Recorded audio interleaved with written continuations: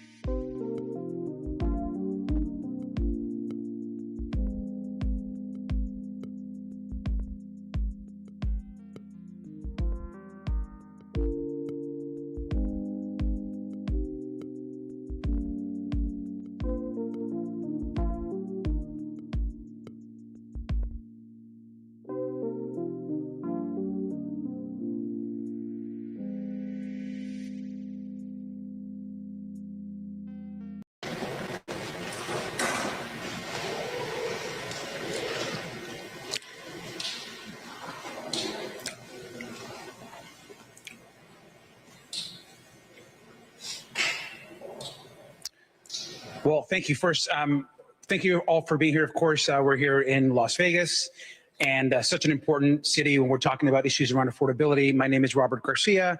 I am the lead Democrat on the Oversight Committee, and the Oversight Committee has been really focused on ensuring that we are also traveling across the country, focused on issues that matter to the American public. And there's nothing more important right now than the cost of groceries, the cost of gas, people not being able to afford their mortgage or pay the rent. And when you think about issues, particularly around tourism, around the economy of workers, there's maybe nowhere in the country that is being impacted more than here in Las Vegas and really across the state. I do want to thank the members of our Nevada delegation that are here, that you're going to hear from them all in just a minute. But I just want to say also, I think this is really important. Right now, the costs for the average American family are skyrocketing. Gas prices up. The rent is up. The groceries are up. And at the same time, those with the most wealth, including the president's family, continue to gain enormous wealth. $2 billion richer as it relates to the Trump family. Billionaires in this country continue to gain enormous amounts of wealth, while the average family is struggling. And that's what today is about, so we can ask the tough questions, we can get relief for the American public, and most importantly, so that folks know that House Democrats are fighting to ensure that working class people are always uplifted in this economy as we move forward. And so thank you all for being here. Representative Horsford. Thank you. Well, first, let me thank our ranking member, the lead Democrat on the House Oversight Committee, Congressman Robert Garcia, for deciding to have this hearing here in Las Vegas. Here in the city of Las Vegas, you're in the 4th Congressional District, and I'm honored to be joined by my colleagues, Congresswoman Susie Lee and Dina Titus, as well as Representatives Maxwell Frost and Emily Randall from the House Oversight Committee. The fact that they're having this hearing right here in Las Vegas is about making sure that the lives, the voices, the concerns of the working people of Las Vegas and Southern Nevada are heard. That House Democrats are getting out of Washington, D.C. and into our communities to listen, to learn, and to lift up the concerns around the affordability crisis, because the stuff costs too much.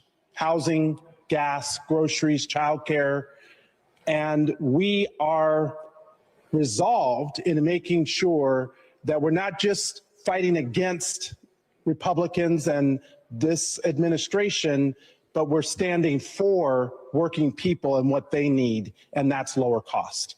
So we're going to continue to fight to make Nevada affordable and America affordable. That is why we are having this hearing, to hear from expert witnesses and people in our community, and to make sure that we continue to lift up their voices. So thank you, Mr. Chairman-to-be, on having this hearing here in Las Vegas. And I will turn it over next to Congresswoman Susie Lee from District 3. Thank you. Well, thank you all for being here. I want to thank the members of the House Oversight Committee, the ranking member Garcia, and of course, Representatives Randall and Frost, who Representative Frost comes from Orlando, so much a similar economy as ours. And of course, to be joined by my colleagues, Dina Titus and Stephen Horsford. Listen, this is important. Not only does Congress pass bills like we did when we passed the Housing for the 21st Century Act to bring down the cost of housing, take on corporate investors that are driving up prices. By the way, just to mention, this was a bill that the president decided not to sign. It eventually became law after 10 days. But this is also about oversight. When you have a president whose family is getting billions of dollars richer, who is more focused on building arches, refurbishing airplanes, building ballrooms, but yet we in Nevada and all of us have been on the ground talking to our constituents all month. And the number one concern we have heard, whether it is rent or groceries or gas or insurance, that they're just getting punched in the face every time they turn around from rising costs. So this hearing is so important that we can hear. We're going to hear from workers who work in our casinos. We're going to hear from small business owners. We're going to hear from healthcare workers, the people who fuel our economy, and just what's happening with this administration and the Trump slump that is making their life completely unaffordable. And like Stephen Horsford said, we're not just about having oversight and holding this administration accountable. We're looking forward to actually passing legislation like we did with the Housing Act to continue to work to make life more affordable for the workers here in Nevada. So I'm looking forward to this hearing. And with that, I'll turn it over to Representative Titus. Well, thank you very much, and thank all of you for being here. Thank our ranking member and our wonderful other members of the Oversight Committee for bringing this hearing to Las Vegas. You know, when the economy is hit, Nevada is hit harder, and it takes longer for us to recover. Now, we're resilient, but we know so much is based on hospitality that if people don't have a little money in their pocket, they're not going to be able to go on holiday. Also, we import everything here practically, from flowers to lobsters to people. And so when you raise the price of gas as much as has occurred because of this unwanted war in Iran, then everything else is impacted as well. Housing is up, gas is up, groceries are up, electricity is up, health insurance is up. You know, the president says affordability is something we made up. Well, that's not true. Just ask the people here of Southern Nevada. They see it and they feel it and they know how very real it is. Susie mentioned that we're building monuments and we're defacing the Kennedy Center and we're gilding horses. That's not what they promised. They promised to bring prices down, and that is certainly not what's occurring. So this election could make a change, and we could turn back some of the things that they've done, undo some of the things that they have cut. SNAP programs, little children are going to school hungry. Medicaid, seniors are worried about getting thrown out of nursing homes onto the street. Those are things we need to reverse. Environmental protection laws, make the tax on tips permanent, not this version that they've introduced. Raise the minimum wage. Be sure that all those payments that went for tariffs don't just come back to the big corporations, but come back to the people we know and represent. So we know who we're fighting for, and this hearing is a good way to help get that message out. Thank you. Hello, everybody. I'm Congressman Maxwell Frost. I represent Orlando, Florida in the United States Congress, and I'm just so proud to be here today in Las Vegas with these three amazing champions that Nevada has in the United States Congress, fighting for an affordable America that working people can actually live in. The problem is simple. Everything is too damn expensive and nobody has any money. And then you have politicians who have been bought and paid for in Washington, D.C., by corporations and billionaires that continue to raise costs on all of us while they get the tax breaks and tax giveaways. Susie mentioned it. Orlando, Florida, and Las Vegas, Nevada are very similar. We are destinations that people around the world, they think of the United States of America. They think of Las Vegas. They think of Orlando, Florida. Yet a lot of times the very people that make those destinations great, make our homes great, power our economies, are left behind. The working people who clock in every single day to make sure that this remains one of the top places to visit in the entire world. And the fact of the matter is, you have people in Washington, D.C., the President of the United States and Republicans in Congress pass the big, beautiful bill. There's nothing beautiful about it. Rip away health care from 17 million working class people, the same people who power our cities, power this country, ripping away their health care to give tax giveaways to billionaires and mega corporations.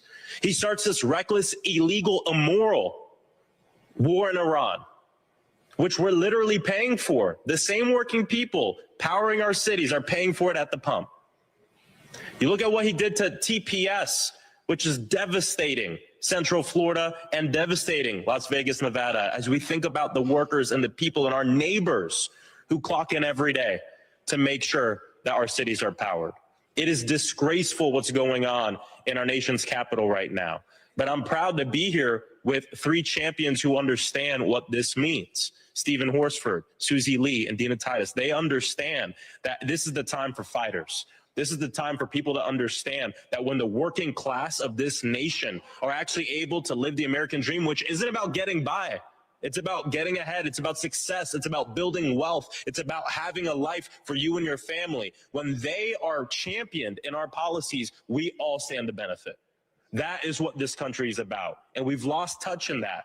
I think it's because we have a White House full of billionaires and people looking out for their friends instead of the working class, the people who wake up every morning to power our cities. And we know you're not asking for too much. You're asking for what you're owed. You're asking for a fair shake, and you're asking for a country that doesn't just look at those who are well off and well connected, but looks at you. And that's why we're here today, to hear directly from you. We're really proud to be here. Thank you so much. And without further ado, Emily Randall. Thank you. Thank you. I'm Emily Randall, and I represent Washington State's 6th District, the northwest corner of the country. And my community looks a lot different than this, but the challenges that my neighbors are facing are so much the same.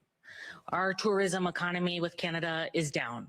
Our ability to afford gas and food and housing is harder and harder than ever before. Families have just been paying an average of $107 for school supplies, pencils and notebooks and a backpack for their kids as they get ready to go back to school. And because all of these have to pay prices are going up and up and up, and this administration, Republicans in Congress, and this president have chosen to strip away healthcare to fund so many other things, people are having to forego health insurance. They can't afford their premiums. For employers, health insurance is getting more expensive. For gig workers who are cobbling together the ability to afford health care out of their small minimum wage jobs, it doesn't pencil out. And it is okay until something happens to you, to your kid, to your parents. And all of a sudden, that payment, that ability to just get by with your monthly budget turns into sometimes hundreds of thousands of dollars of medical debt. Sometimes it means that you put off going to the doctor until it requires you to go to the emergency room, and it is too bad. People are dying because they can't afford health care. And we absolutely deserve to be able to rely on the safety nets that we fought for, that the labor unions and hardworking people, disability advocates, healthcare advocates fought for. We fought to build a system that covers more people, and instead, we are struggling while other people are getting richer and richer and richer. It's not making America great. That's making America sicker. It's making Americans die. And, you know, I just keep thinking that, like, government should just be boring. We shouldn't have to wake up to see what the next tweet is, to know what conflict we're in, to know what new tariff policy is going to wreak havoc on our economy. We should be able to rely on programs like Medicaid and Social Security and veterans benefits. We should be able to rely on a government that just works. And instead, we are in chaos. But House Democrats are here fighting for the American people to ensure that we are working as hard for you as you are working to support your families and your communities. Thank you so much. Thank you. We're going to go ahead and start our hearing. Just one final thought on what's happening with Canada right now and tariffs and this just trade war that the president has started. I think when people think about tariffs, they often think about the heartland. They think about agriculture. They think about the impact to some of our goods that you read about on TV. But a lot of people don't also understand that these tariffs and the war on Canada, our neighbor and ally, impacts places like Las Vegas, like my hometown of Long Beach and Los Angeles, like Orlando. Because what's happening when we have these trade wars, not only are we destroying the American economy, hurting the American farmer, we are also hurting our cities that depend on tourism and on our Canadian friends. Las Vegas, in large part, is dependent on our Canadian allies to come and visit and enjoy the restaurants and the casinos and the attractions. Back home, we're largely dependent on our Canadian friends to come and enjoy our attractions and the aquarium and our theme parks. And the same thing is in Florida. The same thing is in Washington. And so these trade wars that we are in right now are hurting our economy, they're hurting tourism, they're hurting the worker, and they're certainly hurting Las Vegas. And so just want to make sure that we also made that clear because I know that's a lot been in the news today and yesterday. So thank you all. We're going to go ahead and start our hearing.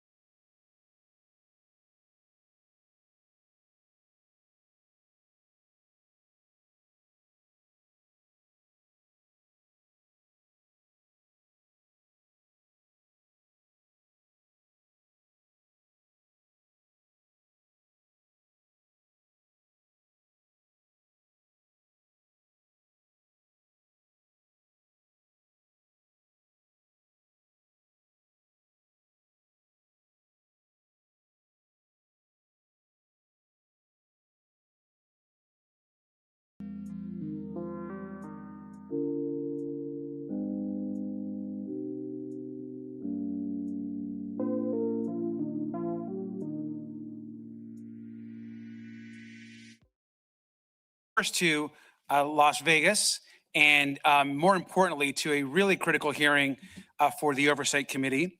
Our hearing today is called A Bad Bet for America, the President's Attack on Affordability. And I want to just begin by thanking our witnesses that are here, which I know we will introduce in just a minute. We're here on behalf of the Oversight Committee, and this hearing is important for us as Oversight Democrats as we prepare and continue to investigate the attacks on the American worker, and certainly the way in this country that working class people continue to struggle. And yet the very rich and the billionaires in this country continue to get more wealthy. I want to thank our Nevada Democratic congressional colleagues, most importantly, for being here. It's clear that Las Vegas and broader Nevada are well represented in Congress. Of course, we're here in Congressman Stephen Horsford's district today, but of course are also joined by Congresswoman Susie Lee and Congresswoman Dina Titus. And I want to thank them for being here. I also want to thank our oversight members that are here, including our Oversight Democrats, Congressman Maxwell Frost and Congresswoman Emily Randall. And they, of course, are here with us as well. I'm going to make some opening remarks, and then I'm going to have our members from the Nevada delegation make some brief opening remarks. And then after that, I'm going to introduce our witnesses. And then, of course, all of us will have a series of questions. And I do want to thank some of the workers that are here as well that have joined us to hear this. And we are, like I mentioned to the committee, this hearing is being streamed on multiple platforms, including Midas Touch, Brian Taylor Cohen, Jim Acosta, Katie Fang, and a variety of other news outlets across the country. I want to thank them for for streaming this hearing. I want to begin because we're here today because the American people are struggling and they need the help of our government. Now, when you look at what's happening right now, the rent's too high, the groceries are too high, mortgages are too high, rent's too high. But it seems that the president doesn't care. He seems checked out. He's obsessed with his own ego and monuments in DC. He's lying to the American public, and he can't deliver results. We know that in 2024, he promised to end inflation. During his campaign, he promised to be focused on affordability. He said he'd cut electric prices in half. He, in fact, promised to cut the price of owning a home in half, and he promised gas would be $2 a gallon. And worst of all, he has called the affordability crisis that we are in a hoax. This is not a hoax. And the bottom line is that the American people are struggling. And as the American people struggle, the president's family, donors, and those at the very top continue to get more wealthy. And let's be clear, the president is not just denying the American public relief. He's actually causing the issues around affordability. We have a reckless war with Iran that the American people don't support. And we're spending $1 billion a day with no end in sight on that war. We know that the war has driven prices up, the tariffs are out of control, and every single American is paying for the administration's incompetence when it comes to this war. And he's targeting Canada, an ally, a friend, a neighbor, with a trade war for no reason. Tariffs have hit consumers and businesses. He's also cut $7.6 billion from clean energy projects across all of our states for no reason. American families are staying up at night wondering how they are going to get by. Workers are wondering why their shifts are being cut. And it's because the very wealthy continue to take from working class people and middle class families across this country, including people that need food assistance. Over 4 million people have lost their food assistance, and many are now skipping meals worrying about when their kids are going to have their next full meal. That is not acceptable to those of us here at this hearing. Now, while these policies hammer every single working family in the United States, the president and his family seem to be only out for themselves. He's enriched himself by $2 billion in just 12 months. Now, Jared Kushner got a $2 billion investment from the Saudis just months after leaving the White House in the first administration. We know the president's sons are opening properties across the world, making money from crypto schemes. And in fact, we know that Don Jr. is actually sitting on boards of companies that are going into contracts with the federal government and the Department of Defense. $2 billion richer, the president is now. And look, I think all of us believe that when you work hard in this country, you should be able to get ahead. But the president is getting ahead at the expense of working class people, and that needs to end.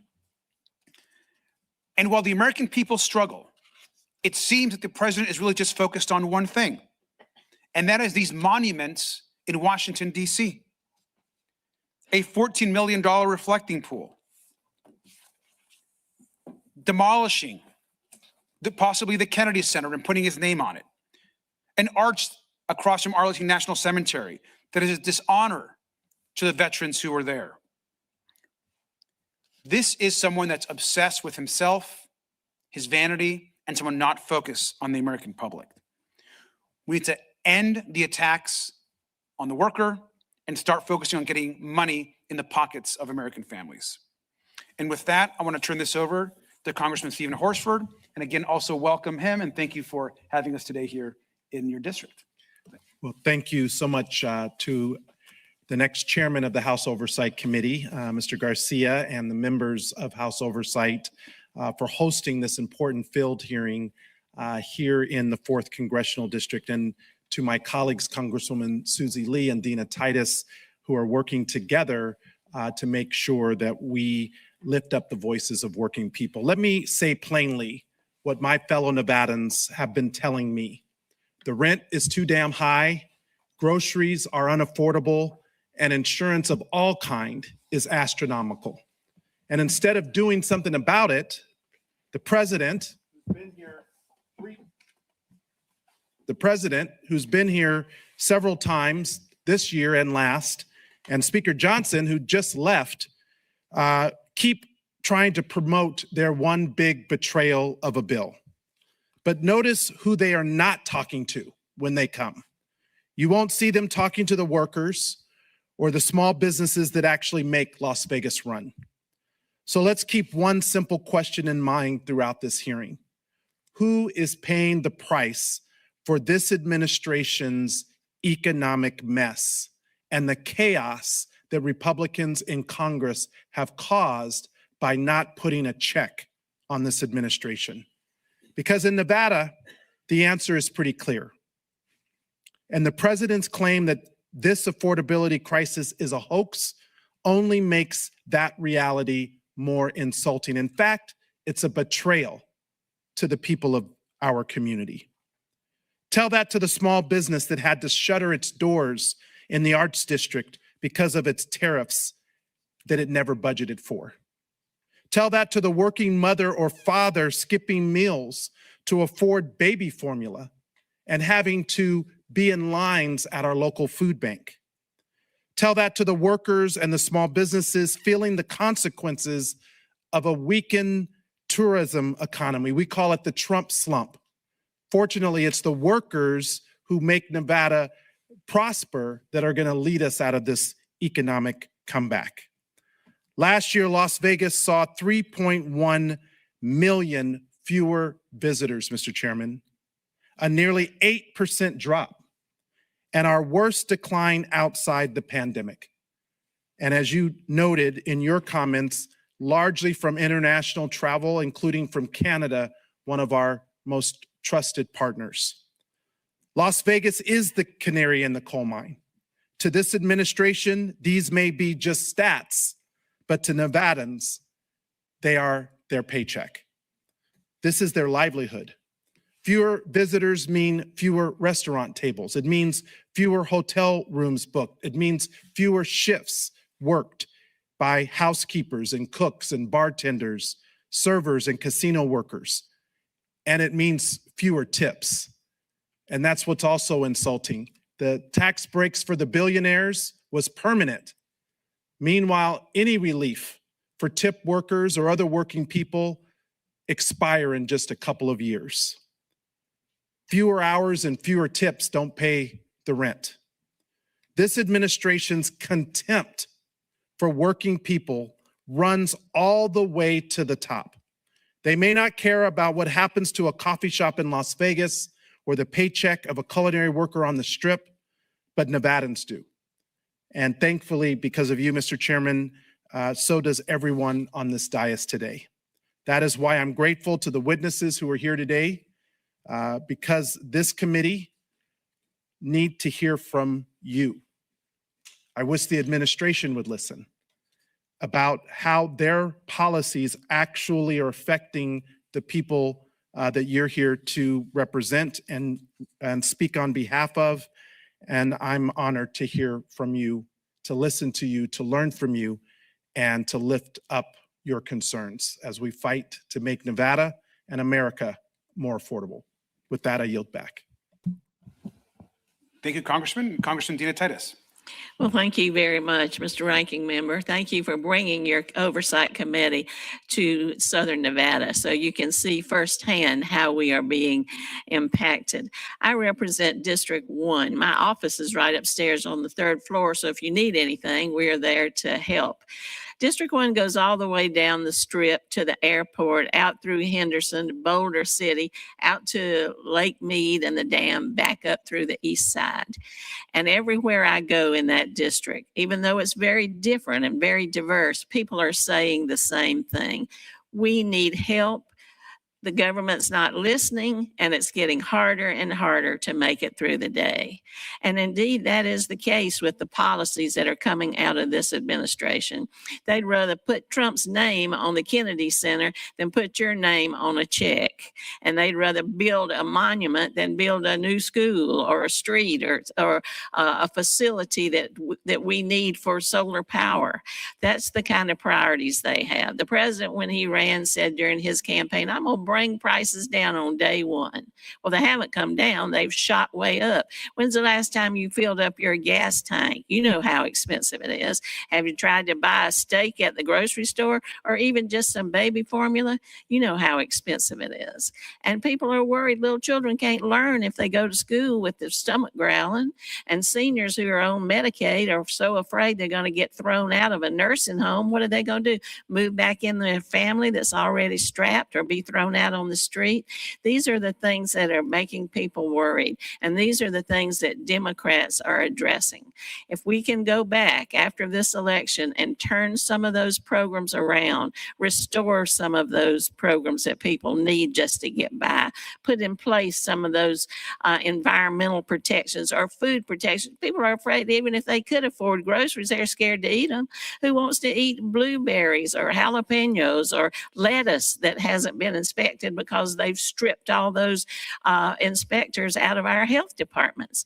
You're getting it at both ends, and that's what we're trying to address. We don't want the American public to be hungrier, to be sicker, to be poorer. We want to see us all prosper, and that's why we're here to hear from you. Take these messages back. You know it. You're living it. You're on the ground every single day. And so that's got to be what they hear in Washington. Whether it'll do any good or not with this crew while they're out painting those horses gold, it does mean a lot to some of us, and we want to make those changes. So thank you for being here, and thank our panelists for sharing your story. Thank you, Congresswoman. And now we'll hear from Congresswoman Susie Lee.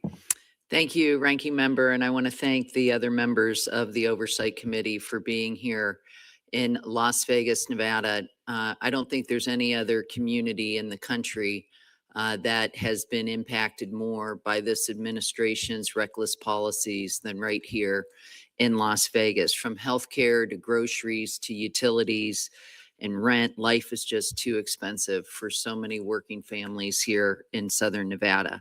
And instead of doing anything to lower costs, it seems like this administration and Republicans have doubled down on harmful policies that are just making life even more expensive, in making it almost impossible for families to stretch their paychecks each and every month. You know, we've all been here in Southern Nevada now for most of the month. And whether it is a nursing instructor who literally is getting killed by junk fees charged to her by rental companies, or not being able to afford a down payment, just even to rent a home, or the senior who is afraid she's going to lose her ability to drive because of the rising cost of insurance, or the mother who just really, on top of having to pay additional money to send her kids to school for school supplies, just doesn't know how she's going to be able to feed them each and every month. And that's really what this administration has done to working families. And between that and the impact of tariffs and the drop in international visitors that is literally killing jobs as we speak, this administration and the Trump slump has had real lasting impacts on families here in Southern Nevada. And by the way, on top of it, they doubled down and passed their big, beautiful bill a year ago to say, you know what, you don't really need Medicaid. Poor kids, we're going to take away your food that you need to live a healthy life. And we're going to turn around and give tax breaks to the wealthiest Americans. You know, Donald Trump campaigned on lowering costs, keeping us out of forever wars. But yet here we are in the middle of another forever war that is increasing your gas prices. And, you know, on top of it, all of these tax breaks that were handed away to the wealthiest Americans, all it's doing is basically saying to our young people, you're going to foot the bill. because it's adding more to our national debt. So Liz and Donald, thank you for being here. Thank you for your work in helping advocate to build an economy that works for all of us. Ted and Phyllis, you've been tireless in your efforts to support our working families and our union members at Culinary and SEIU. This is a city of labor, and the men and women of labor have built this city and keep it running. Looking forward to hearing from you. And of course, Wani, I had the opportunity to be at Mothership, your small business, and have heard from you time and again on just how, it's not just about tourists who aren't coming here, because when our workers see their shifts cut, see their hours cut, then they're less likely to go to your coffee shop and, pay for your coffee and go to our restaurants. And that's what we're seeing. We've seen over 1,000 small restaurants close here in Southern Nevada, just as this administration has taken control. So we're looking forward to this hearing, and thank you all for being here. Thank you, Congresswoman. Thank you again to our incredible members from this state. And I want to introduce our witnesses, and then we're going to have opening testimony from each of them, ideally to about 4 minutes each. Let me introduce our witnesses. First is Elizabeth Pancotti, who is the Vice President of Policy, Advocacy, and Research at Groundwork Collaborative. She previously advised Senator Bernie Sanders on economic policy and has conducted economic research on healthcare, unemployment insurance, and education policy. So thank you, Elizabeth.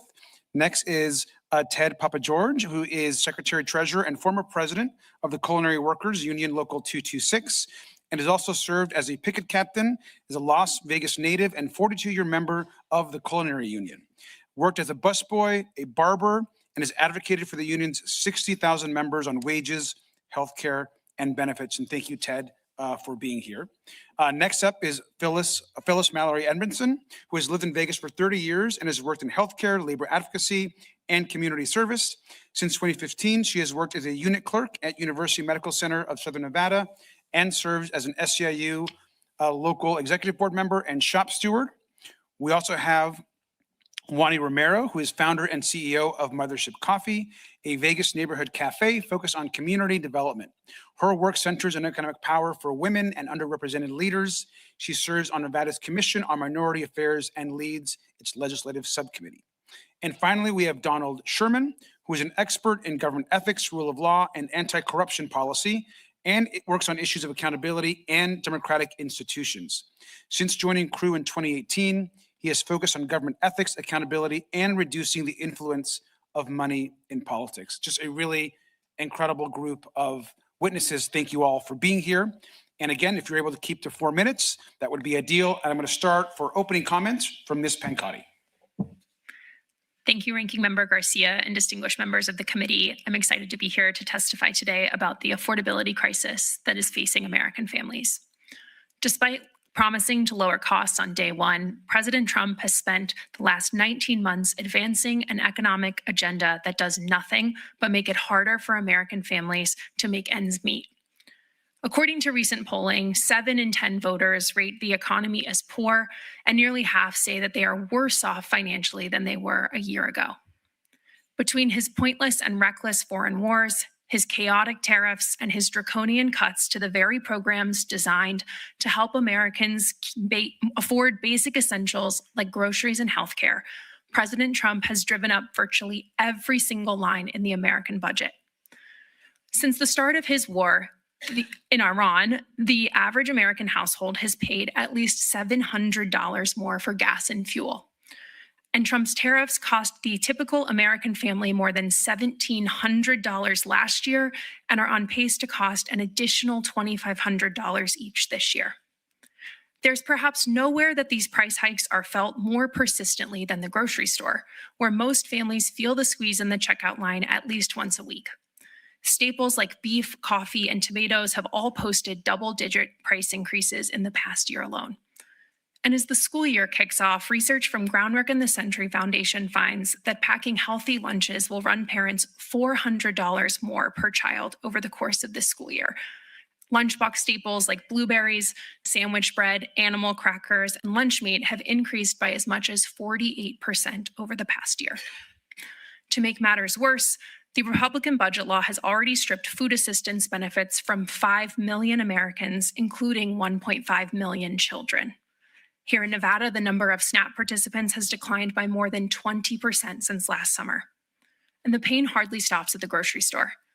At the gas pump, Americans just experienced the most expensive August on record, paying around $4.10 per gallon. In Nevada, gas prices are over $4.80 per gallon. This forces families to make difficult decisions about driving their kids to see grandma or getting to work every morning. For too many Americans, housing costs are a significant stressor, which has only gotten worse during this administration. Mortgage rates remain over 6.5%, while the average monthly apartment rent is now over $1,700 per month, up 18% since Trump took office. And the cost of keeping the lights and the AC on is out of reach for many households, which has been made worse by this administration's cancellation of clean energy projects here in Nevada and across the country. Since the end of 2024, the average monthly utility bill has risen 3 times as fast as overall inflation, driving roughly 14 million Americans to collections for overdue utility debt. Finally, on healthcare, the picture is perhaps the bleakest of all. For those who receive health insurance coverage through their employers, premiums are rising at their fastest pace in 15 years, squeezing both employers and workers. This year, employers and workers will pay more than $28,000 per family for insurance coverage. And for millions of Americans who purchase their health insurance directly from the Affordable Care Act marketplace, their costs have increased nearly 60% this year. Enrollees are paying more and more each month for worse coverage. Average deductibles jumped to a record high of nearly $3,800, which a family could have to pay unexpectedly if their child simply falls and breaks their arm at the playground. The Republican budget law will ultimately force 17 million Americans to lose their health coverage in coming years. In the face of rising prices at every turn, Americans are being forced to stretch already thin paychecks past their breaking point. And while families struggle, President Trump says he doesn't consider their financial situations even a little bit. It's no wonder why 8 in 10 voters say that this administration is not focused enough on lowering prices. I appreciate the committee's focus on the harmful effects of this administration's agenda on everyday Americans, and I look forward to your questions. Thank you, Ms. Pancotti. Next is Mr. Papa George, now recognized for your testimony. Thanks. Good morning, Ranking Member Garcia, Congresswoman Titus, Congressman Horsford, Congresswoman Lee, Congresswoman Randall, and Congressman Frost. Thank you for the opportunity to speak today on the Trump slump here in Las Vegas and how it's hurting our tourism economy and our members. Last year, Las Vegas saw the largest ever single year non-COVID drop in visitor volume going back to 1970. Visitation dropped by over 7% in 2025, with over 3 million fewer visitors compared to 2024. Total passenger count at Harry Reid International Airport has been declining for 18 straight months, and the year-to-year date count through July is down 6.9% compared to last year, and things are not getting any better anytime soon. The LVCVA tracking data indicate we will basically have no growth in annual visitor volume this year. So what caused the Trump slump? Well, when you combine the attacks on our best allies, our strongest allies like Canada and Mexico, who also happen to be our best customers here in the state of Nevada, in this country, with this brutal immigration deportation policy that has been essentially arresting dishwashers and landscapers instead of focusing strictly on criminals as promised. It's no surprise when you make it clear that folks are not welcome in this country that they choose to go somewhere else. And some folks say it's only Vegas, but according to the World and Travel and Tourism Council, overall U.S. visitor numbers declined by over 5%, almost 6% in 2025 compared to 2024. And international visitor spending fell almost 5%. And the U.S. was the only major tourism destination in the entire world that saw a decline in tourism in 2025. Even though the global tourism industry is up 4%, China, for example, up 13% in tourism. So here in Las Vegas, fewer visitors to Las Vegas mean fewer customers in the casinos and hotels, fewer covers, fewer tips in the restaurants, and all that means fewer hours and shifts and layoffs for our members. And what's more, prices are still too high, and they did not come down on day one of this new administration as promised. We surveyed our members last year about expenses. 94% said grocery prices were too high. 86% said car insurance, they can't afford it. 79% said their power bills are unaffordable. 66% said their homeowner insurance have went up. And we know some have doubled over the past several years. And things has gotten worse this year. According to CBS News, these are the price changes from January 2025 through July 2026. Coffee up 33%, ground beef up 24%, electricity up 10.6%, gasoline of all types on average up over 27%, and there's no relief in sight. And July inflation was at 3.4%. Here in Las Vegas, regular gas now costs close to $5 a gallon, almost a full dollar more than a year ago. Went as high as $5.28 in the spring. Rents have almost doubled since the pandemic and have not come down meaningfully since January. Wall Street investors are still buying up houses in this community. The first half of 2026, corporate investors owned nearly 30% of all single-family homes in the Las Vegas area. And when Congress passed a bipartisan bill, this administration refused to sign it, clearly addressing affordability in the housing market. And this Trump slump is not a high priority for them. And you mentioned, Congressman, no taxes on tips. It's a highly flawed bill. There's 100% marriage tax, auto gratuities not covered. You have to extract them. And as you said, it's temporary. And it's really hard if you're not making tips. A tax credit really doesn't mean a whole lot. I think a lot about our members' financial situation a lot. I believe that's what most leaders in our community and our nation do as well. But we need our government to take concrete steps to get us out of this Trump slump, to grow the Las Vegas and Nevada tourism and the national tourism economy again, and come with meaningful ways to make life more affordable for working people. Right now, working families are hurting. This country is off the rails, and we've got to get it back on track. Thank you. Thank you so much for that testimony. Ms. Mallory Edmondson, you're now recognized for your testimony. Good morning, and thank you for the opportunity to be here today. My name is Phyllis Mallory Edmondson. I'm a healthcare worker at University Medical Center, where I've worked for the past 10 years, and I proudly serve on the executive board of SCIU Local 1107. Service Employees International Union 1107 is the largest healthcare union in Nevada and the second largest union in the state. We represent the full range of care, nurses, techs, social workers, public health workers, and public health housing staff. We are the entire triangulation of social welfare services from our hospitals to child protective services. And right now, the One Big Beautiful Bill's Medicaid cuts are hitting our members harder than almost anyone else in this state. Nevada hospitals stand to lose over $300 million next year alone. Home care workers already earning barely $16 an hour are losing hours and losing jobs.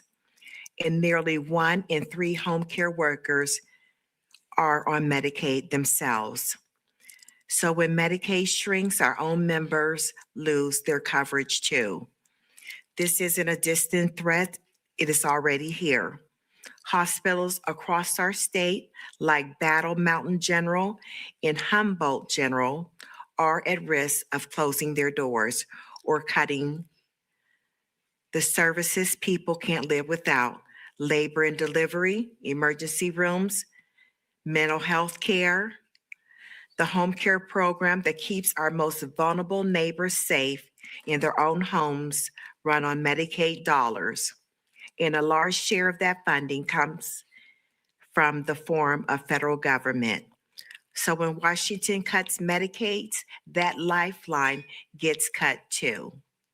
This is an affordability crisis the One Big Beautiful Bill created, and it threatens care, quality care, and the lifelines our patients depend on. The cuts are coming, and right here at UMC where I work, Medicaid supplemental payments make up 34% of our hospital's total revenue, and nearly half of our patients rely on Medicaid. That is not a hospital that can absorb these cuts without patients and workers feeling it. I am also a mother and a grandmother. Today, I want to talk about affordability. Affordability is not a statistic for working families. It's the choice between filling a prescription and filling the refrigerator. It's the choice between paying rent and going to the doctor. It's the fear of opening a medical bill while you're already trying to keep the lights on. People don't stop being sick because they can't afford to be sick. So they delay care. They skip medications. And sometimes what could have been treated early becomes an emergency. No mother should wonder if she can afford to take her child to the doctor. No grandmother should have to choose between her medication and her bills. In the 10 years that I've been at UMC, I've watched patients go from asking, when can I be seen, to asking, can I afford to be seen? I've seen more patients hesitate before agreeing to a test, hesitate before filling a prescription, and ask us to just treat what hurts the most instead of everything that's actually wrong. I've seen patients delay follow-up care because they're afraid of what the bill will look like. And by the time they come back, what could have been a simple has become what could have been simple has become an emergency. The system has gotten more complicated, not less. More paperwork, more prior authorizations, more phone calls just to get someone the care they already qualify for. Every one of these extra steps is a chance for a patient to fall through the cracks. I am concerned, and I see it every week. Patients with insurance are still getting hit with bills they can't pay because deductibles keep climbing and Medicaid coverage keeps shrinking. I've asked patients, ask me to write down the cheapest option of the best option because that's what they can afford. Medical debt isn't rare anymore. It's common. It's the mother who puts off her mammogram. It's the grandfather who cuts his pill in half to make the bottle last longer. It's the family on a payment plan for a bill they never saw coming. When Medicaid gets cut, the way this bill cut is, that doesn't disappear. It gets pushed onto patients as higher bills, and it gets pushed onto hospitals like UMC, which end up absorbing care nobody can pay for. That is not sustainable, and it is not right. This is bigger than a healthcare policy. It's a family issue. It is a workforce issue. It is a community issue, and ultimately, it is about dignity. People should be able to work hard, take care of their families, and get the health care they need, choosing between their health and basic necessities of life. We can do better. Our families deserve better. Our patients deserve better, and the healthcare workers who care for them deserve better. Thank you. Thank you so much for that testimony. Ms. Romero, you're now recognized for your testimony. Thank you. Thank you, Oversight Committee and our wonderful Congress people for the state of Nevada. My name is Wani Romero, and I am the owner and CEO of Mothership Coffee. And I want to really tell you today about the anatomy of small business. Why? because Nevada is made up 94% of small businesses. It's something that we do well and we do right. And we do it from small businesses all the way through our union workers, through the casinos that take care of all the union workers, and everything that's great about this country is represented in our state. We have an amazing democratic form of government where we all make decisions together for what's best for our communities. And when a president sends a social media messages and sends my coffee prices through the roof, there is a great problem in our country. That does not make any sense at all. I don't think when the founding fathers got together, they really thought that a president could have that ability to just upend our economy and upend our day-to-day stabilities that we're looking for. So just something as simple as, I went into business thinking that it is something that was offered to me. It's an opportunity that our country provides for us. It's an avenue for me to grow my income and take care of my family. And I believed it was stable. What this has shown me is that when a president can upend everything, there's no stability within my life, within my business, and within my family and the future of my family. When a person has to be careful with what they say and ask all of us to be careful, but the president is not careful what they say, how much respect is he giving to the people in our country? How much respect am I being given as a person who owns a business? I'm grateful that I am a strong business person and we have great systems in place, but I can't control tariffs. I can't control gas prices. I can't control wars, and it impacts my business. At one point, we had an employee come to us who is getting a degree at UNLV, and he was concerned. He was going to graduate with a psychology degree. We're very proud of him. He cannot afford to go to school because he can't afford the gas prices to go across town after work. So we as a business sat down and said, okay, what would it look like if we gave everyone a $2 an hour raise, right? $2, it's not much.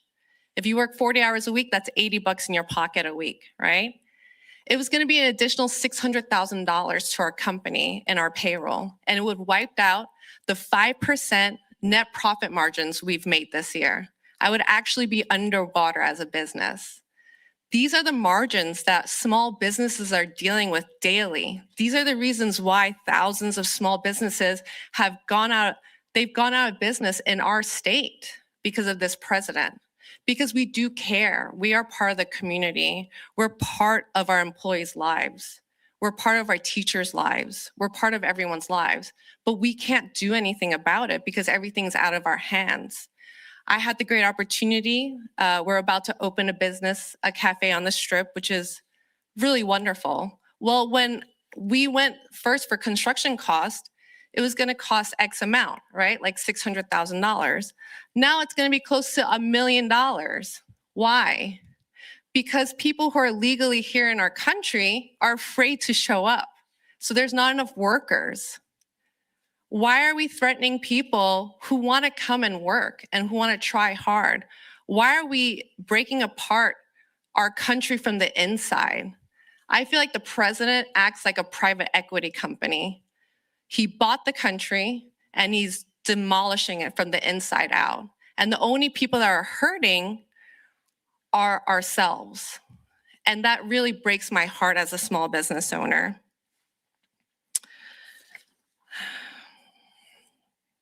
Sorry, I get very, very excited when I talk about these things.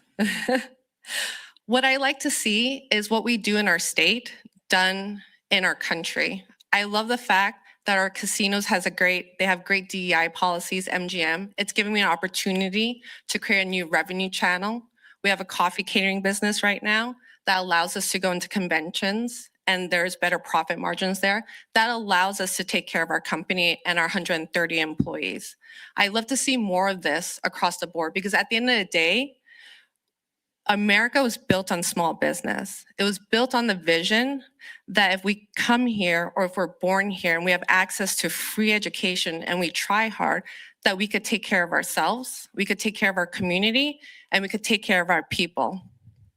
I hope that that's the country that I see in the future because that's the country I believe in. Thank you. Thank you so much. Mr. Sherman, you're now recognized for your testimony. Ranking Member Garcia and members of Congress, thank you for the opportunity today to outline some of the real costs of President Trump's stunning corruption on everyday Americans. My name is Donald Sherman. I am president of Citizens for Responsibility and Ethics in Washington, an organization dedicated to fighting corruption and promoting ethical government. In the wake of revelations that Donald Trump earned over $2 billion monetizing the presidency in 2025, more money than he made during his entire first term, today's hearing is especially timely. While folks in Nevada and across the country struggled with the cost of basics like gas, groceries, and healthcare, 2025 was the most lucrative year of Trump's life. 2026 has brought little relief for most, and the president's self-enrichment comes at a direct cost to the people he was elected to serve. Imagine, for example, going to the doctor to discuss your child's health, and they spend the entire appointment day trading. Imagine taking a cab to the airport, and your driver stops to hit the slots machines and leaves the meter running to boot. That's what Nevadans and the rest of the country are experiencing from their government right now. The American economy remains on shaky ground, and President Trump is focused on making money for himself rather than addressing the financial challenges of working families. According to an analysis by Crew, Trump has created 59 companies since winning the White House in 2024, generating at least $233 million in revenue in 2025. The president has hosted lavish events for investors in his crypto empire, which netted him $1.4 billion last year.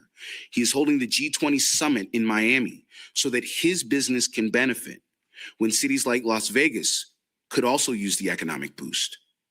And then there is the direct profiteering by Trump, his family, and his cronies off of your hard-earned money. Trump's golf trips alone have cost more than $100 million in taxpayer funds, most of which has gone to his own resorts. A defense company tied to Don Jr. got a $620 million loan from the Pentagon after a White House advisor reportedly intervened. The president's sons are investing in companies that make drones and other defense technologies as our national and economic security remain at risk from the president's war in Iran. American workers and businesses are continuing to suffer the costs of this corruption. Energy prices are soaring, while President Trump's industry allies profit from favorable Trump policies. The administration has routinely invoked special powers to award government contracts to Trump's preferred vendors, leaving other businesses in the cold. More than half of the contracts canceled by DOGE, an effort led by his biggest political donor, Elon Musk, were held by small businesses, including here in Nevada. Despite FOIA litigation from Crew and a request from Nevada's congressional delegation, the administration is fighting to shield DOGE from transparency still. The president's gutting of the federal workforce has also hindered efforts to combat fraud against everyday Americans. Of particular concern is the hollowing out of the Justice Department, which lost around 10,000 employees and closed over 900 cases of federal program or procurement fraud last year. Those cuts have a direct harm on folks working to make ends meet. According to one study, in 2024, financial fraud cost Americans $195 billion, with over $138 million in losses to Nevadans. That's a median loss of over $500, real money to any working family. Meanwhile, the president has enabled fraudsters and wiped out payments owed to fraud victims by pardoning his cronies. Not only is the president enabling corporate crime, many senior Trump appointees are abusing their positions and taxpayer dollars for personal financial gain. Transportation Secretary Sean Duffy took his family on a road trip funded by corporations regulated by his agency as DOT reversed measures that help compensate travelers for airline delays and cancellations. Former Homeland Security Secretary Kristi Noem spent $200 million in taxpayer funds for 2 private luxury jets. These are just a few examples. In closing, Congress can advance the fight against corruption by conducting aggressive oversight, protecting civil servants, and passing legislation that prohibits presidential profiteering. It can also bolster ethics within its own ranks by passing the bipartisan Restore Trust in Congress Act that bans members and their families from trading individual stocks. Corruption not only undermines faith in government, it inflicts direct harms on the public that demand congressional action. I look forward to answering your questions on how to do just that. Thank you. Well, thank you. And thanks again to all of our witnesses for the testimony. We're now going to have an opportunity for members to ask questions and make some additional comments. So I'm going to recognize myself first for some questions, and then we'll start with Congressman Frost second. Now, something that you've all mentioned is we know that the president has claimed that affordability is some sort of hoax. And I think it's so telling that he just won't admit that there's a real affordability crisis going on right now in this country. Now, Ms. Pancotti, in August of 2024, Trump promised to cut energy and electrical prices by 50% within 12 to 18 months. Did that happen? No, in fact, in his first year in office, electricity prices rose by 10%. Have Trump's policies on clean energy made actually the life more affordable for Americans? No. What about the cost of new homes? In September of 24, Trump promised to cut the cost of homes in half. Has that happened? No, he promised that 2% mortgage rates would come back. And right now, a 30-year mortgage sits at about 6.5%. Now, the president also is now deporting hardworking construction workers, and there's tariffs, of course, on building materials. Does any of that actually make building new homes less expensive? No, in fact, it raises the price of those. And you've seen many home builders abandon projects because they don't pencil out. Now, this year, Congress passed one of the most important housing bills in years. Did the president actually sign this housing bill into law to make the cost of housing go down? No. So he's claimed he cares about housing, but has the president actually done anything in his actions to make housing more affordable? No, everything he has done has driven up the price of housing. Now, does the president's policies on tariffs, deportations, farm workers, or even the war in Iran, has any of that made groceries less expensive? No, in fact, it has driven them up. Mr. Papa George, we know that the president's $2 gas promise was a lie, but you can tell now as we look around that the surging prices actually are hurting working people here in Las Vegas. Can you briefly just share what's happening with prices as it relates to affordability for workers? Let's just talk about gas. One, just the idea that it takes such a much larger chunk out of your household income than it did before is a significant hit for our members. But for Las Vegas as a tourism capital, Southern California is the lifeblood of Las Vegas. And the travelers that drive to Las Vegas have the driving is down. The cost of gas is a significant issue. So the reality is that all those promises about gas going down, it's completely opposite. And it has been very harmful for our members. And that's a piece of the Trump slump. This idea that our folks are ended up having less hours and layoffs because less folks are coming to Vegas, and gas prices are a big part of that. Great. Well, thank you. Now, Mr. Sherman, we've been talking about all of these challenges facing the American public, but I want to talk about the president and actually the way he's profiting off American suffering across this country. Now, the president has earned more than $2 billion in office. Is that correct? In his first year of 2025, yes. First year, over $2 billion. Can you estimate maybe how much the entire Trump family has made? It's a good question.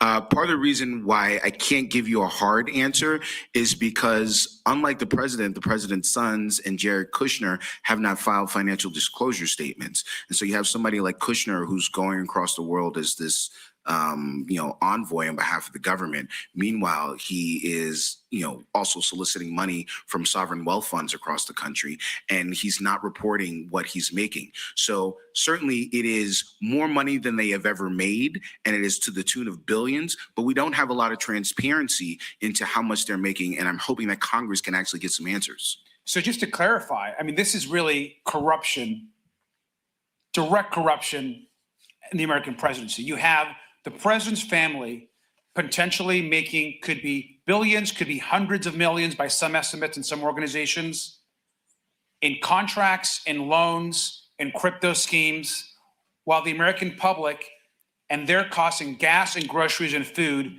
continues to go up.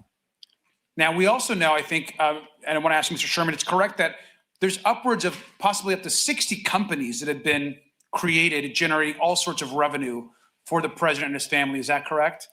That's right. Since President Trump became the presumptive nominee for president in March of 2024, he has created 74 businesses. He's created 59 since he won the White House in 2024, 34 since taking the oath of office, and 12 just this year. And is it also true that the president's son, Donald Jr., has been involved in boards and companies that are winning contracts from the Department of Defense?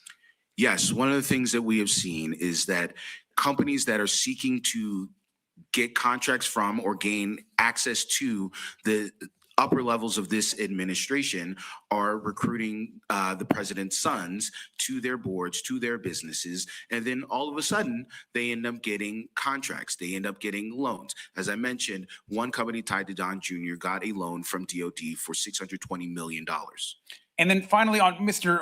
Kushner, is it also true that Mr. Kushner received a $2 billion investment into his startup company after the first White House from the Saudis?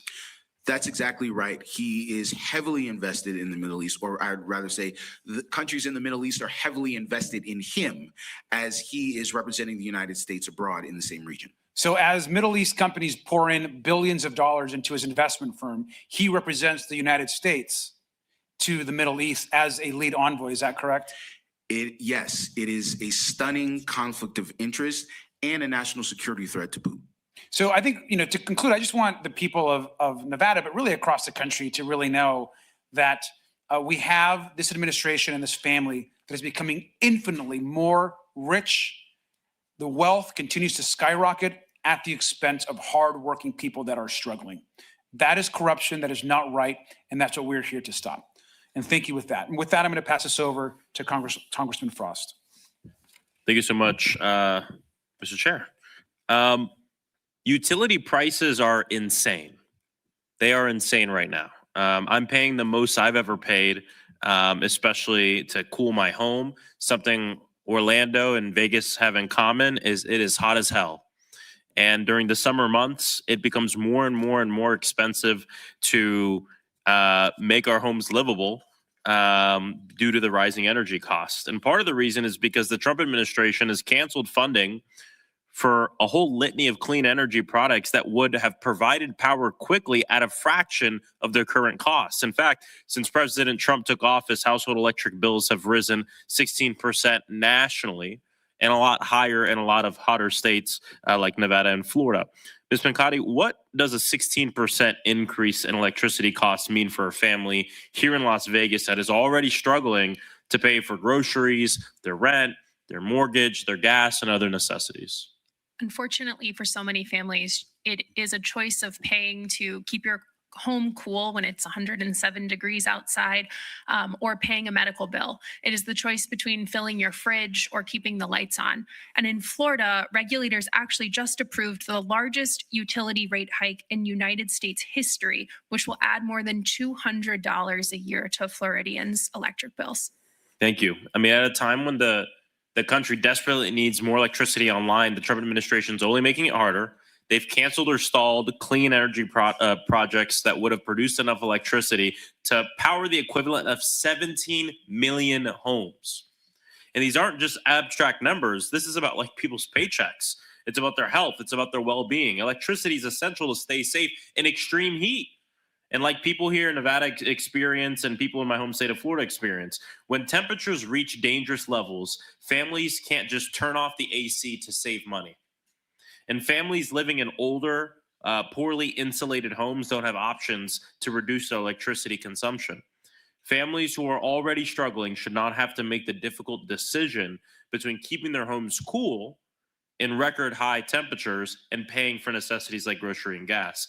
Another question for you. Nearly 144,000 clean energy jobs have already been lost or stalled since President Trump's election.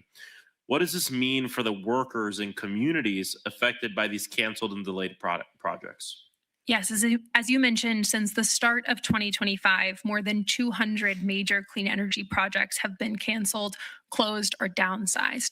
That is somewhat due to the repeal of the Inflation Reduction Act's clean energy tax credits by the Republican budget law last summer, and also due to tariffs and immigration policies and interest rates, which have all unfortunately affected whether or not these projects pencil out.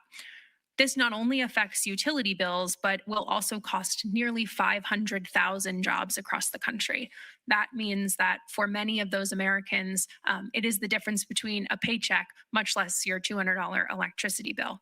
I want to also say that, unfortunately, the massive build out of AI data centers has really constrained our grid, and utility costs are rising for working families while those companies are turning to fossil fuels instead of clean energy. And we know that Elon Musk's xAI is actually using 50 gas turbines to power its Mississippi data center, which not only affects the surrounding community in terms of health effects, but also drives up electricity rates. Something the president and Republicans in Congress love to talk about is waste, fraud, and abuse. Is it wasteful to pull the rug underneath a project that not only the federal government has invested money in, but local governments and other companies have invested money into? Yes, to the tune of billions of dollars. And it's not just about, it's about workers and families, but it's also the fact that America has energy needs. And it is dangerous when we continue to just focus in on dirty fossil fuels. It's also not good for our national security. When we don't produce more clean electricity from domestic sources, we leave Americans more exposed to fossil fuel markets and global energy shocks. Mr. Sherman, when the administration cancels affordable clean energy projects while families are paying more for electricity, who benefits from those type of decisions?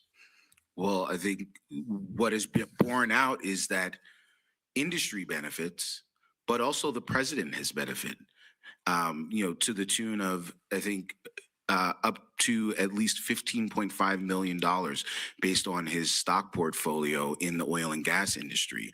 So it's not just that, his campaign backers in the energy sector are benefiting, but the president is directly benefiting himself at the expense of everyday Americans. This is one of the most important parts of all the policies that the president is pushing. It's not, I think sometimes, you're sitting at home, all the costs are rising, you're seeing the horrible things that the president is doing, and you wonder, is it, it's his ideology or this and that, or maybe he's just plain evil, or it's because he wants to make money. It's because at the end of the day, he is trying to make more resources. What's the most lucrative thing the president of the United States has ever done in his life? Win the White House. The most lucrative thing the president of the United States has ever done in his life is public service. It's disgraceful and disgusting, especially when people can't afford to live in this country. Thank you, and I yield back, and we will recognize Representative Randall. Thank you so much. On July 4th, 2025, congressional Republicans and Trump enacted the largest healthcare cut in the history of our country, slashing over $1 trillion from Medicaid and the Affordable Care Act with the Big Ugly Bill. A mind-boggling 8 million Americans have already lost healthcare coverage after 1 year of the largest healthcare cut in history, a healthcare cut that was made to bankroll tax breaks for billionaires and big corporations, Donald Trump's friends and supporters. This is just the beginning of the coverage loss. 17 million more will likely lose coverage once the deeper cuts go into effect in 2027. Already, hospitals and clinics here in Las Vegas, in my home district in Washington, and across the country are facing closure, workers being laid off, or positions unfilled. Patients are losing insurance coverage. New moms, kids, rural communities, people with disabilities, working families are all feeling the strain. One of my constituents in Aberdeen, Washington, a former teacher who is disabled by an aggressive autoimmune disease and now depends on daily medication to manage rheumatoid arthritis, diabetes, and thyroid disease after surviving cancer. She wrote to us, her husband has been laid off 3 times in 5 years, and with their savings running low and a child still at home, they're worried about keeping their home, paying their bills, and most of all, being able to afford the life-saving medications that they need every day. Stories like these aren't surprising to most of us. I fight for healthcare access because I was a little girl when my sister was born with complex disabilities, and Medicaid saved her life, allowed her to live for 19 years. But even with that coverage, it was still complicated for my mom, for my dad to navigate the system, to fill out all the right paperwork, to make sure that when she got one first denial of claim, that she filled out the right paperwork afterwards so that her second insurance would kick in and cover something and we didn't go into debt. Finding in-home respite care providers to make sure that Olivia had the care she needed was not easy when we have a shortage of those providers because we weren't paying them enough, because they didn't have benefits, because they hadn't yet unionized in Washington. But while Republicans are crying waste, fraud, and abuse on the individual families who are trying to navigate a complicated system that is getting defunded as we speak, they are getting richer. Ms. Mallory Edmondson, you talked a little bit about this, but personally or professionally, how have you seen the experience of patients in your line of work change while navigating this complex system under this administration? Affordability has a direct impact on what we see at the bedside. When patients can't afford care, they delay treatment, skip medications, and sometimes come to us much sicker than they needed to be. And even when we provide excellent care, if a patient can't afford their medications or follow-up care when they leave, that treatment plan can fall apart. So for me, affordability is very simple. A patient's ability to get well should not depend on their ability to pay. Absolutely. That's what all of us want, the ability to count on the care that we need. The Kaiser Family Foundation estimated that about 41% of adults have reported having debt due to medical or dental bills, including debts owed to credit cards, collection agencies, families, friends, banks, and other lenders to pay for healthcare costs. They're going into debt to get healthcare in the wealthiest country in the world. And this is disproportionately impacting Black and Brown families, Latino communities, women, parents, those with low incomes, and uninsured adults. How do you see these costs increasing in your patients' cases? And are you concerned about medical debt impacting the folks that you're just trying to care for? I am very concerned.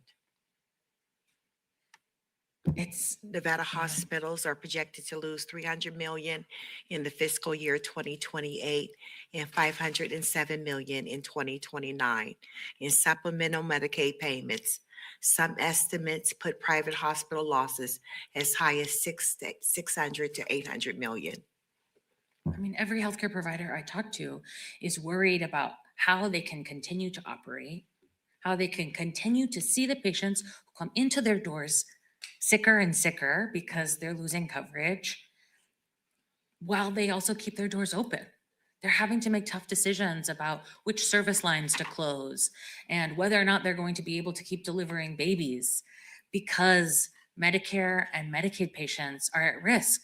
The rising cost of uncompensated care of the uninsured population is going to do damage to a healthcare system that was already struggling before the big ugly bill. It was already struggling before the cuts were made, especially in low-income communities, especially in Black and Brown communities, especially in rural communities. And The people of this country deserve us to fight for them, deserve to be able to rely on healthcare. Thank you so much for what you do. Thank you. Thank you, Congresswoman. Congressman Horsford. Thank you very much to our witnesses. Ms. Romero, I want to start with you.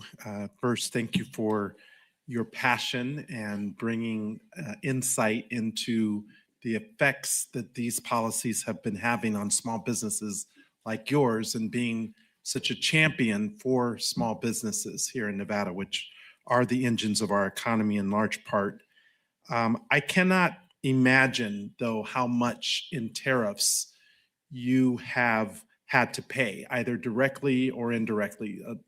The type of business that you have, the supplies that you buy, that is one of the reasons that I introduced this bill called the Relief Act, because once the Supreme Court deemed that these tariffs were illegal, the money had to be returned, but there wasn't a clear mechanism for how that money gets returned, especially to small businesses and to the people who paid it in higher prices.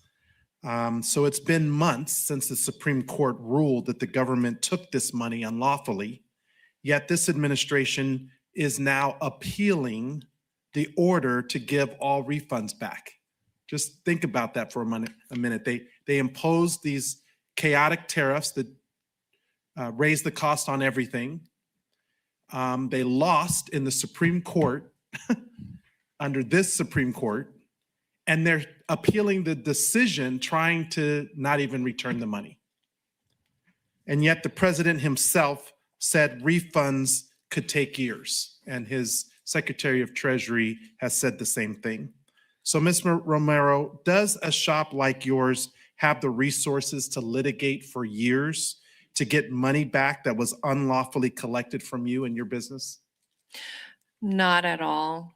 Litigation is a very fun fact of our economy, but unfortunately, there's only been one importer that actually provided refunds on the tariffs. And I think it's because they're actually a decent business and they wanted to do what was right. The rest, we haven't seen anything. Yeah, and that's also why I've been calling on corporate America, especially to refund and give rebates. If they got the money, they need to push that savings down to small businesses and consumers who ultimately paid it. This administration really should be working to return that money to Nevadans and people all across the country. And it's why I'm going to continue to work with members of this committee and others on the Relief Act, which would require automatic tariff refunds for businesses like yours. Would receiving those tariff refunds actually mean help for Mothership Coffee and the people you employ? 100%. If we had access to extra funds that were due to us, I can go and finalize our Launchpad program. One of the things that we believe in is we don't hire employees, we hire the next generation of great leaders. And our philosophy on our culture and how we develop our employees is through that lens.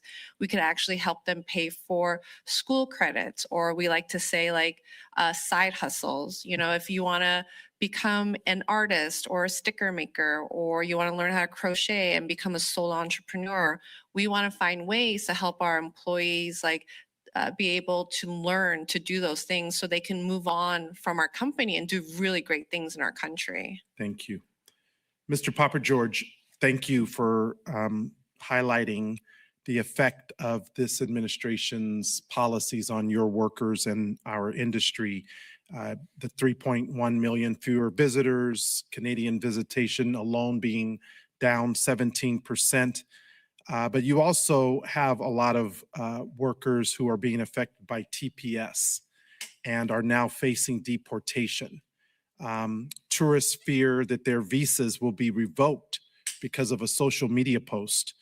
The fact is that even legal workers, those with green cards, fear that they will be targeted by ICE because of the color of their skin or their language. So can you speak to what your members are experiencing because of these Trump policies? Are workers losing shifts, getting fewer hours or earning fewer tips? And can you speak to what those impacts mean for a worker that's already struggling to pay rent and childcare and groceries? Thank you, Congressman.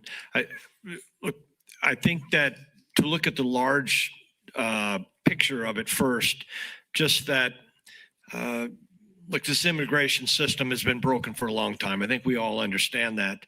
But it's gone to a new level because look, this is the greatest economy in the world and we need workers. And we have to have workers. And through the various, whether it's TPS, asylum, DACA, things that where there have been ways to right what has been historic wrongs, they're pieces of the puzzle, but it's really not attacking the issue in the right way. Look, we've got to figure out how these millions of workers who are here, otherwise law-abiding, an essential piece of our economy, have status to be able to work in some way. And that's a discussion that needs to happen. So first of all, just in large scale, that's just has to be job one amongst a couple of the things of Democrats in after this election. For TPS workers, it's even more critical. These are workers that have, whether it's cartels, hurricanes, dictatorships, these are folks that have been welcomed to this country to work and to raise their families. To go back home is dangerous. These are folks that are part of our neighborhoods. Their kids go to our schools. They go to our churches with us. So it's inhumane, number one. But there are hundreds and hundreds and hundreds of workers in our industry here in Las Vegas, whether Venezuelan, Cuban, Haitian, Nicaraguan, Salvadorian, and others. For the last several decades that have become an integral part of this workforce to help make this giant engine and economy move. So one, it's inhumane. Two, part of the reason our economy is in trouble is because you're going after the very source for the workers that this country needs to be able to prosper. So it is just a pretzel logic sort of program here. Everybody understands that there are criminals out there, but there's a tiny percentage of our immigrant workforce that is here that are undocumented that are those criminals. We all agree they should go with due process. But the workers that are here, and to be clear, the TPS statuses that are being revoked right now means that hundreds of thousands of workers that were here illegally with status working in our Las Vegas casinos, working in our small businesses, working all over, are overnight undocumented. And it is just a travesty. And there are a few things we have to do. One, we've got to tackle the correct nomenclature, the big ugly bill, Congresswoman Randall, and I know that you say Congressman Horsford, that big ugly bill and the subsidies for healthcare. Our members are getting hammered on healthcare and it's sucking up all the money. There's nothing left for wages. Those have to be reinstituted. This immigration system, we've got to fix status for our TPS workers and other workers we need for this economy. And we've got to go after this price gouging, this terrible, unaffordable economy that the president has made even worse. Thank you. Next is Representative Titus. Well, thank you very much. I'd like to go back to something my colleague, Mr. Frost, was talking about with the energy bills.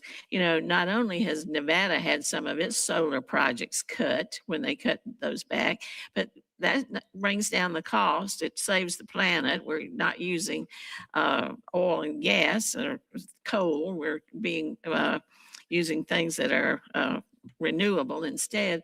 And it's good IBEW jobs that build those facilities. So it hits you all around. And in addition to that, at the same time that's happening, the LIHEAP programs are being cut. And a lot of people in Nevada rely on those low income energy assistance programs to help them pay the power bills. And so it's a twofer, you know, you're getting it at both ends. You know, we've heard talk about all the corruption and the graft and in the administration.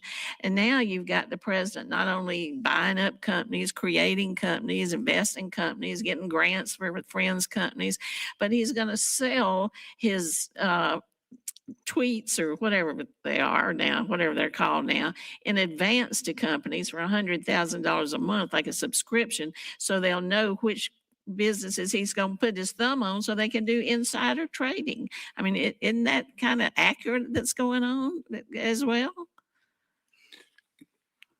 Certainly, yeah, the True Social scheme is illegal. And just another example, and perhaps the best example of how the president is monetizing access to government information. This is an unprecedented scheme to make money off of the fact that this president is president of the United States, that Donald Trump, the owner of True Social, is also president of the United States. Truth Social, that's what it's called now. I think I've just blocked it out. Well, thank you.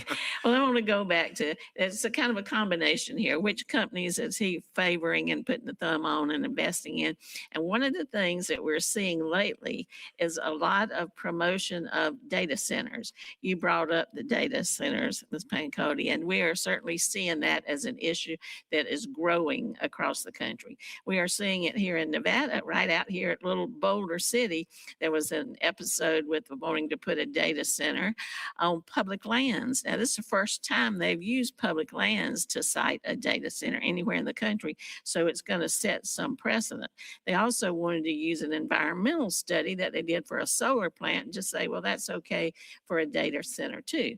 They also want to get the tax abatements that are allowed for not having to pay certain state taxes, which takes resources away from the state, who's now got to pick up the burden because these programs have been cut at the federal level. And you think Medicaid and SNAP at the top of that list, and so many other things too. So they're not getting the benefits. It's on public land, so they're not having the oversight.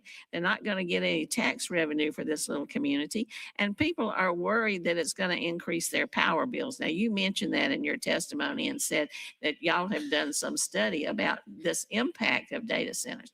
Now, add insult to injury, they're talking about creating their own power plants and even using small nuclear reactors to power these. Now, if you don't want a data center in your backyard, you sure as hell don't want a nuclear power plant out there next to Boulder City. So, I mean, it just has all these rippling effects.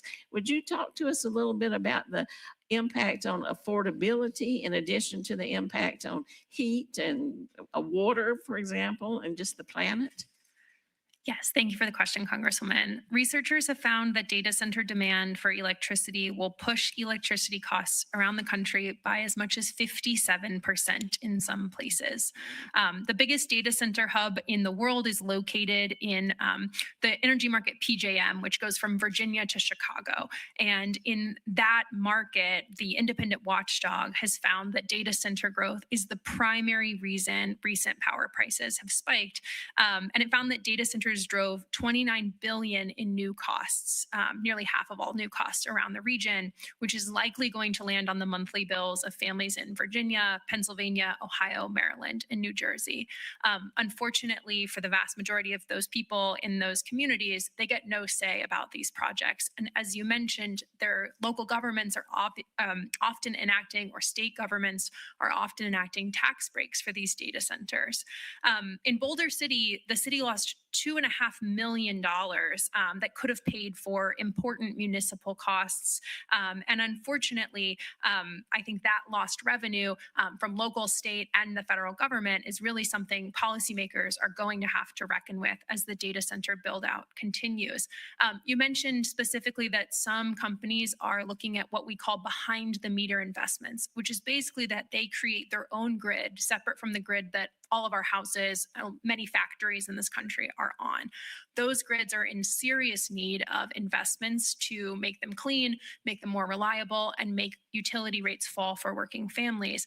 And what they are in many cases proposing to do is create their own kind of second-class grid that will be better, faster, more reliable, and cheaper for themselves, while we are all stuck with the dilapidated one. And I think that policymakers really need to look at something that looks like how we fund our our highway system, for example, and have a national trust fund for our grid to make sure that tech companies pay the cost of their data centers.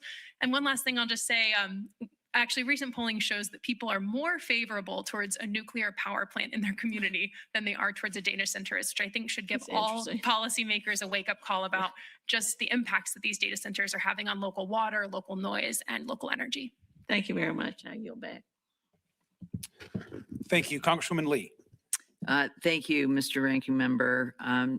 Mr. Papageorge, thank you for your leadership of culinary. And I know we've had a conversation many times about no tax on tips. And in fact, the president was here just a few weeks ago talking about that policy. And I want to clear up a few things about that. First of all, isn't it correct that this delegation had a bill on no tax on tips that was permanent, that had unanimously passed the Senate and was awaiting a vote on the floor of the House? Yes, that is correct. And that bill addressed significant shortcomings of this Republican big ugly bill that actually went through. And in fact, it was permanent, correct? And didn't have the marital penalty as well. Yes, that is correct. And this marital penalty is significant. It's very common for tip earners. This is our industry, this hospitality industry, and tip earners to two tip earners to be married. And that 100% penalty is huge. And yes, the Democrats had passed it. It was sitting there and had support, and the president ignored it. Not only that, the speaker could have brought that exact bill to the floor, just a clean bill for a vote, and it had passed the Senate unanimously. But what he chose to do instead was include it in the one big, beautiful bill. And we all know what that did, made healthcare more expensive, cut SNAP benefits for our most vulnerable citizens and neighbors and young kids. Ripped away health care from millions of Americans. So taking all of that into account, can you tell me, given, not only the increased tariffs now leading to the Trump slump, where we're seeing fewer visitors come to our community. So on top of all that, when you talk to your members, can you tell us, of the 60,000 union members that you represent, are they better off or worse off today? Well, they are certainly worse off today. And I would just say there is a healthcare crisis right now. And, the emperor has no clothes on this one. The Republicans have no answer on this. And our Nevada delegation, I want to say jointly, thank you for being warriors in healthcare, and Democrats overall. This big ugly bill, by stripping away all those healthcare costs, ended up costing our members through these additional costs now that are being borne significantly. And so again, yes, our members are not better off now, and they're quite concerned about how this year right now is going to end up even worse. And that's interesting. We've seen figures that a family, since Trump has been in office, it's cost a family an average of $3,300 more in costs a year. But let's talk about gas. I know you hit on it a little bit. Gas prices since this unwanted war in Iran that is unauthorized by Congress. Gas has gone up over $5 a gallon. I think the average is about $4.81 here in Nevada, not to mention the impact it's had on California. But let's talk about what it means for your members too on a personal basis. What impact has that had? Well, I've been having conversations with our members, and they've been very blunt about that. They think that the cause of stupid wars and stupid tariffs, has made sure that the cost to their own pocketbooks are through the roof, whether it's gas or also the double hit because as tourism is suffering. And so our members, through these higher prices throughout, whether it's jet fuel or diesel fuel or gas for tourists to drive to Las Vegas, means that our folks are suffering. Less hours, less work, layoffs, hiring froze. And it's across the country. It's not just in Las Vegas. And we've got to tackle this. Absolutely. Ms. Romero, I know that you are passionate about supporting your employees. I'd love hearing about the types of support you like to have for them to pursue other interests. And as a mother yourself, you understand the pressure that's put on working parents, and from time constraints of balancing work and taking care of your kids to the increased cost of school supplies, clothing, food, gas. I mean, parents are really being stretched. And in Nevada, we also have an additional barrier or additional stress for parents, which is childcare and the shortage of affordable childcare. Can you just talk through on all of that? How is that impacting the employees that you care so deeply about? Well, I can definitely start with me. Our company just passed making about $11 million this year. And I can say this week that I've overdrafted my bank account. Childcare is very expensive. And a lot of my employees are deferring having children or deciding not to have children. And it's not because they're, some of the ideas we have around young people are they're selfish or this or that. It's just literally because they don't see a way for them to have the lifestyle that we were expected to have growing up. They don't see a way to make that happen. And I know that I have friends in the business as well who've come up with very innovative ways to do that. I did a panel recently and Ichiza, another great local restaurant chain, they're looking at ways to build a daycare center for their Japanese community and their workers. And so when a government fails to protect our citizens and find ways for them to have the livelihood that they deserve, we're lucky that we still have small businesses that are willing to come up and meet the gap, but we really need the support from you guys to make sure that it happens, because our young people are definitely not having children.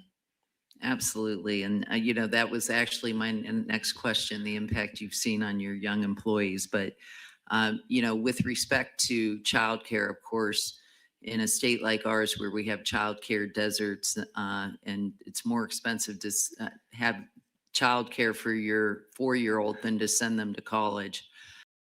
All right, and that was California Democratic Congressman Robert Garcia. He is the ranking member of the House Oversight Committee, holding a field hearing in Nevada, in Las Vegas, to highlight the high cost of living in America, the affordability crisis in this country. We wanted to bring this to you during this special edition of the Jim Acosta Show to give everybody, as much information that they can get as we head into this fall campaign. The fall campaign has basically begun. The midterm campaign has basically begun. And one of those key issues that everybody's going to be voting on is going to be on affordability, how that has not been tackled, has not been dealt with by the Trump administration. High gas prices, high grocery prices, and so on. And you heard that message there from Congressman Garcia, other Democrats in the Nevada delegation saying, you give the Democrats the power come this November, if they take control of the gavel in the House of Representatives come next January, that they will be able to start the process of dealing with the affordability crisis in this country. So glad we could bring that to you. Thanks for tuning in. Really appreciate it. Still reporting from Washington, I'm Jim Acosta. I'll see you later today on the Jim Acosta Show. Thanks for watching.